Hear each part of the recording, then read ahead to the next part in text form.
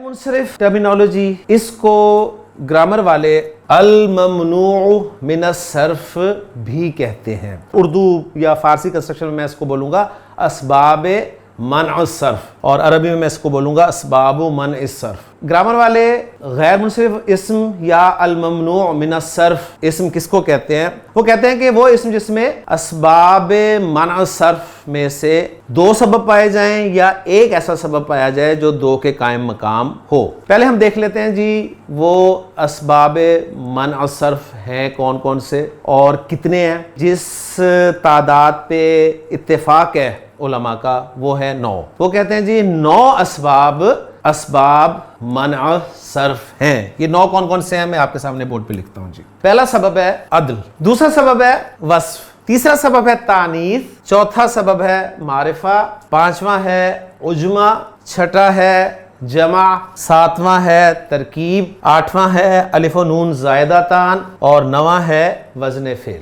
अदल को आप जानते हैं एक और अंदाज से, लेकिन यहाँ पर अदल वो नहीं है, इसको जरा साइड पे कर दे। वस्फ, इसके माना आपको पता है, वस्फ के माना है सिफत के। सिफत एक सबब है। तानीस मुन्नस होना ये एक सबब है, ये भी आपको पता है। मारिफा नकरा के मुकाबले में ये भी आपको पता है। उजमा अरबी के मुकाबले में जो अजमी है उसके लिए उजमा की टर्मिनोलॉजी इस्तेमाल की गई है। जवा इसके बारे में भी आप जानते हैं। तरकीब इसको भी आप जानते हैं, दो अल्फाज को जोड़ देना। अलिफ और नून ज़ायदा तान जो है मुसन्ना है ज़ायदा का और ज़ायदा के माना है ज़्यादा होना। एडिशनली अलिफ और नून एडिशनली लगे हुए हों। और वजन फेल, फेल का वजन होता है, माजी का अपना वजन है, मसलन फ़ाला माजी का एक वजन है, मुदारे का अपना वजन है, यफ़लू, फ़ाला, फ़ाइला, फ़ाउला, यफ़लू, यफ़िलू, यफ़ुलू, ये मुख्तलिफ औज़ान है। तो अब सिर्फ एक चीज़ आपको इनमें नहीं पता, वो है अदल। इस अदल को मैं एंड पे ही आपके सामने इंशाअल्लाह ताला जिक्र करूंगा। इन 9 असबाब में से सिर्फ 2 सबब ऐसे हैं जो 2 के कायम मकाम है। अल-ममनू मिन अस्सर्फ या गैर मुनसरिफ इस्म को कि ये वो इस्म होगा जिसमें असबाब मनअ सर्फ में से 2 सबब कम से कम पाए जाएं या एक सबब ऐसा पाया जाए जो 2 के कायम मकाम हो। उनमें एक है जी तानीस और एक है जमा। तानीस आ जाएगी किसी इसमें तो वो 2 सबबों के कायम मकाम होगा, उसमें आपको दूसरा सबब लेने की कोई जरूरत नहीं है, वो एक ही काफी है। जमा हो जाएगा तो वो जमा एक सबब ही काफी है, 2 की जरूरत नहीं है। लेकिन यहां पर मैं मजीद क्लियर करता चलूं कि तानीस में तो आपको पता है कि सब कुछ है। तानीस लफ्जी भी है, तानीस मानवी भी है। तानीस लफ्जी किसे मैं कह रहा हूं? जिसमें मुन्नस की अलामत पाई जाए, गोलता अलिफ तानीस। तानीस मानवी मैं किसे कह रहा हूं? सिमाई मुन्नस को और मुन्नस नामों को। तो क्या ये सारे के सारे जो है ये 2 सबबों के कायम मकाम है? नहीं, सिर्फ अलिफ तानीस ये 2 सबबों के कायम मकाम है, ये ज़हन में रखना है। और दूसरा जो जमा वाला है सिर्फ जमा मुकस्सर, सिर्फ वो जमा मुकस्सर जो मुंतहल जुमू के वजन पर होगी। इसकी आसान मैं आपको एग्जांपल दे देता हूं। मसलन ये मुंतहल जुमू जो है ये इसका एक वजन आपको मिलेगा जी मफाइल और दूसरा मिलेगा जी मफाइल। इन 2 वजनों पर आ जाए जो जमा मुकस्सर या इनके मुशाबे वजनों पर आ जाए तो वो जमा जो है मुंतहल जुमू कहलाएगी और मुंतहल जुमू जो है ये सबब बनेगा 2 सबबों का कायम मकाम। ये ज़हन में रख लीजिएगा। ये एक डिटेल आपके सामने आ गई। अगली बात ये कि मारफा की तो 7 अकसाम है। मारफा में से बनेगा सिर्फ अलम सबब बनेगा गैर मुनसरिफ होने का। फिर आ जाए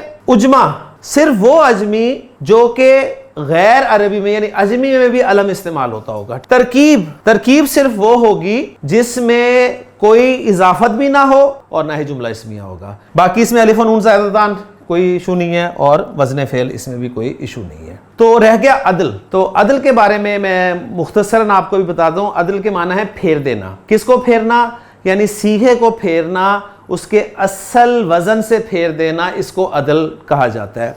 गैर मुनसरिफ अस्मा का एक हुक्म यह है कि इन पे तनवीन नहीं आती और दूसरा हुक्म यह है कि हालत जर में ये जेर भी कबूल नहीं करते, इन पे हालत जर में जेर नहीं आती। मसलन इब्राहिम रफा में इब्राहिमू होगा, नसब में इब्राहिमा होगा और जर में इब्राहिमा ही होगा। लेकिन 2 सूरतें ऐसी हैं जिन सूरतों में गैर मुनसरिफ इस्म हालत जर में जेर कबूल कर लेता है। पहली सूरत है जी उसमें अलिफ लाम का दाखिल होना। अगर गैर मुनसरिफ इस्म पर अलिफ लाम दाखिल कर दिया जाए, ये देखें जी मसाजिद एक गैर मुनसरिफ इस्म है, इस पे اعراب جو آئے گا رفع میں سے ہم مساجدو بولیں گے اور نصب اور جر میں مساجدہ بولیں گے. مساجد اسم پر اگر میں الف لام داخل کر دوں, میں اس کو بنا دوں جی المساجد, تو المساجد اب حالت جر میں جب جائے گا تو یہ زیر قبول کر لے گا, یہ بن جائے گا المساجدی. تو مساجدو, مساجدہ, مساجدہ, المساجدو, المساجدہ, المساجدی. تو ایک وجہ ہے الف لام غیر منصرف پر آنا, اور دوسری صورت یہ ہے کہ وہ غیر منصرف اسم جو ہے وہ مضاف بن رہا ہو. مضاف کیسے بن رہا ہو؟ جیسے ہی مساجد کا لفظ میں مضاف بناتا ہوں جی,